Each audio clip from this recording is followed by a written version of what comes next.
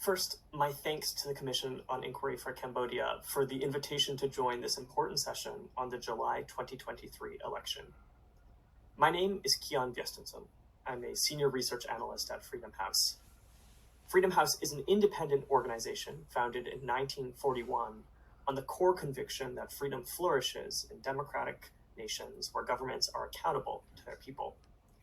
Our work is built around three pillars: research and analysis on the threats to and opportunities for democracy, advocacy to governments, the private sector, and other powerful actors on how to protect fundamental freedoms, and direct support to frontline activists and human rights defenders around the world.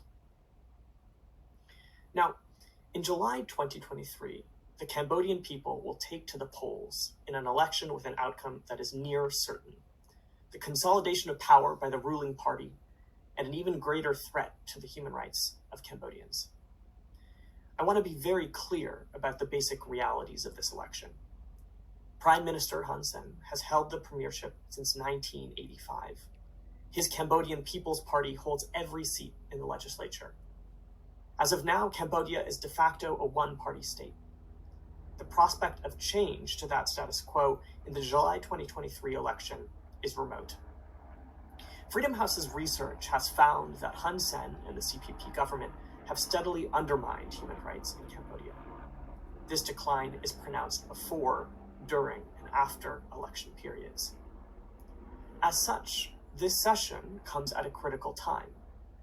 It's critical that the international community understand what is at stake for the Cambodian people in the July 2023 elections, and to act accordingly.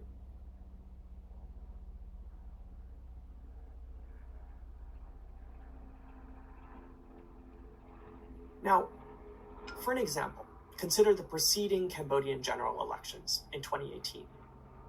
In the period ahead of voting, the country's shaky democracy effectively collapsed. During and after the 2018 elections, political rights and civil liberties cratered in Cambodia. Freedom House's annual Freedom in the World report ranks Cambodia at 24 out of 100 possible 100 points as of 2023. Down from a peak of 32 points in 2016. Much of that decline is due to the steady erosion of the Cambodian people's political rights. Cambodia now ranks among the worst in the world when it comes to electoral processes and political pluralism. That decline has shaped the conditions of the 2023 balloting. Election Watch for the Digital Age is a Freedom House initiative to investigate the interplay between digital platforms and election integrity in key elections around the world. A core component of this project is our Election Vulnerability Index, which evaluates key election-related indicators with the aim of identifying specific areas of concern ahead of a country's election. Cambodia has a score of 29 out of 100, with 100 representing the least vulnerability in terms of election integrity. This score in the Election Vulnerability Index reflects the CPP's erosion of democratic procedures in Cambodia. Now, let me turn to some of the key trends that Freedom House identifies as creating these deeply concerning conditions ahead of the July 2023 election. First, the CPP has strategically and systematically manipulated the conditions under which elections take place in order to favor their own success. In 2018, the CPP won every seat in both chambers in elections that were considered neither free nor fair by established international observers. This is not likely to change in 2023.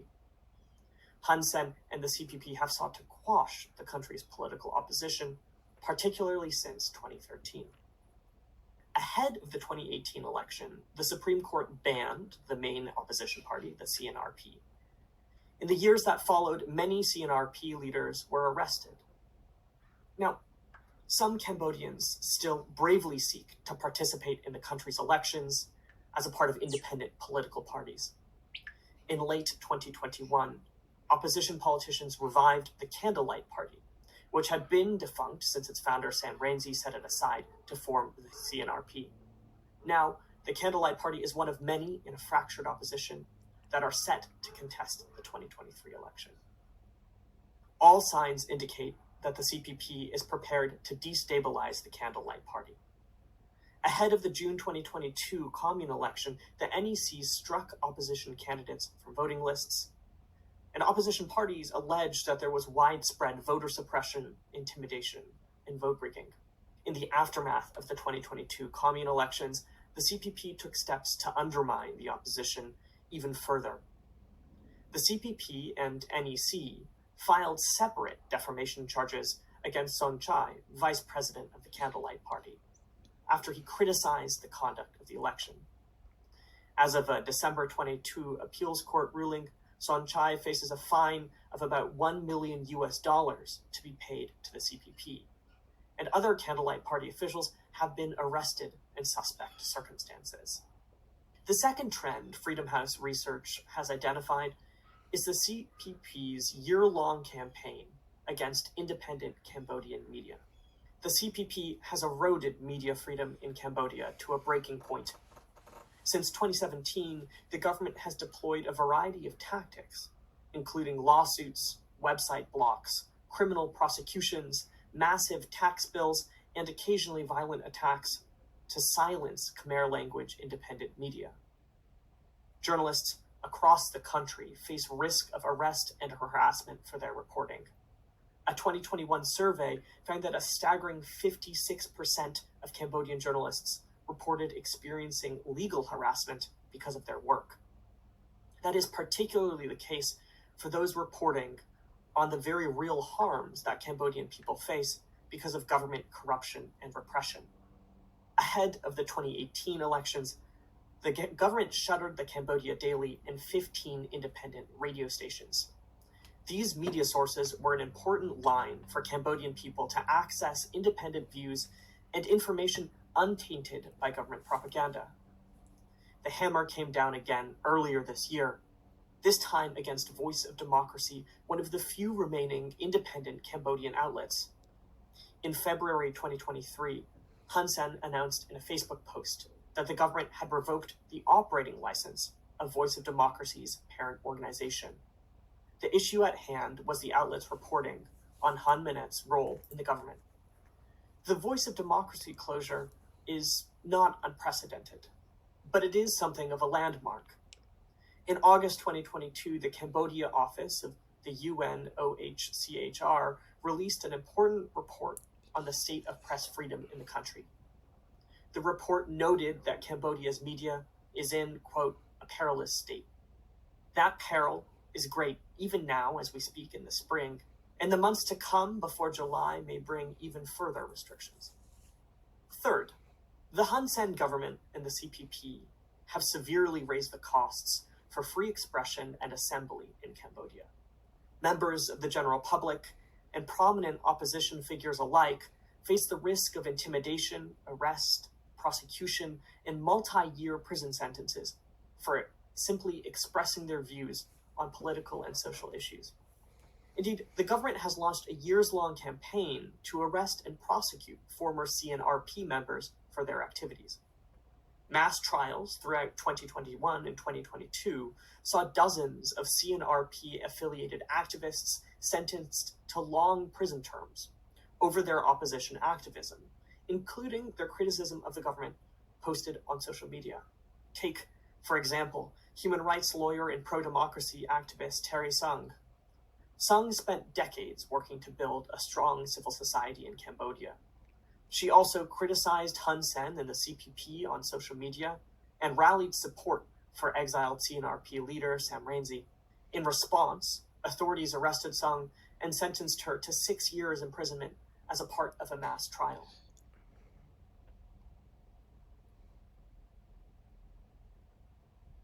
Recent attention to the digital sphere also suggests that the Cambodian government is building up its legal and technical infrastructure for further control on free expression and assembly.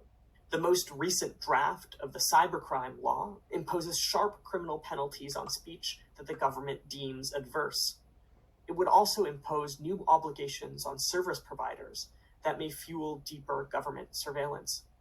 Meanwhile, the authorities appear to be pursuing their plan for a national internet gateway that would centralize all internet traffic in Cambodia under government control. The NIG was imposed by sub-decree in February 2021 and postponed a year later. Though the current status of its implementation is unclear, the NIG system would force service providers to extend government control over online content. As the election approaches, there are promising signs that the international community is alert to the dangers. Professor Vitit Muntarborn, the Special Rapporteur on the situation of human rights in Cambodia, conducted his first official visit under the UN Special Procedures in August 2022. He met with stakeholders across the landscape of Cambodian politics, from Hun Sen to land rights activists, trade unionists, and other human rights defenders. The Special Rapporteur's end-of-mission statement is significant. He reports that the CPP's course of action since 2017 constitutes, and I quote, systemic control by the powers that be, leading to political and other distortions, undermining the call for a pluralistic democracy.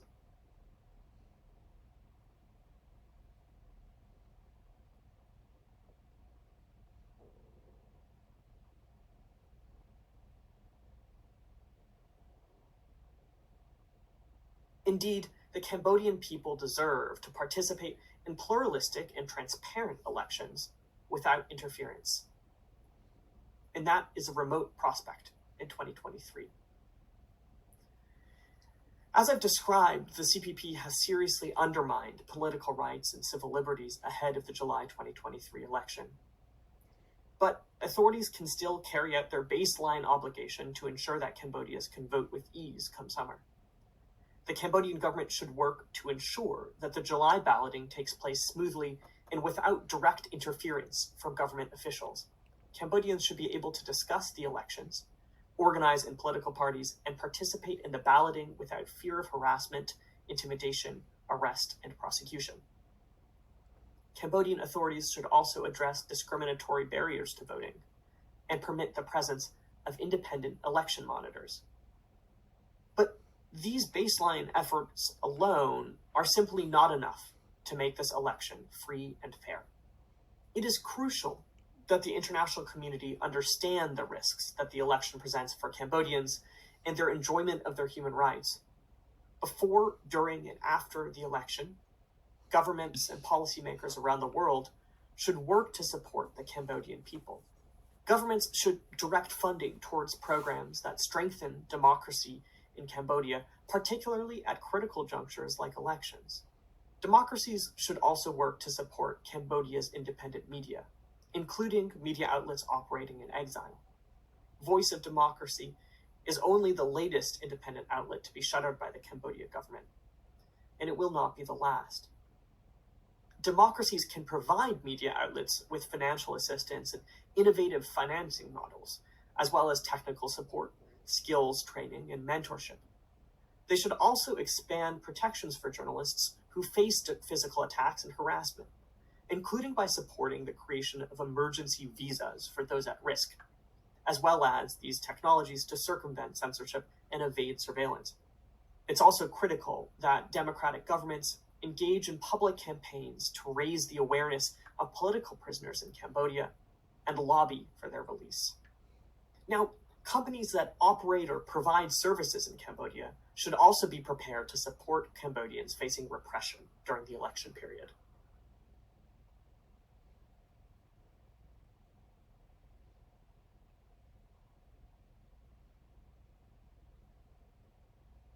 Much is at stake here for the Cambodian people in the July 2023 election. And it's deeply important that the international community, from democratic governments to private companies, be prepared to respond.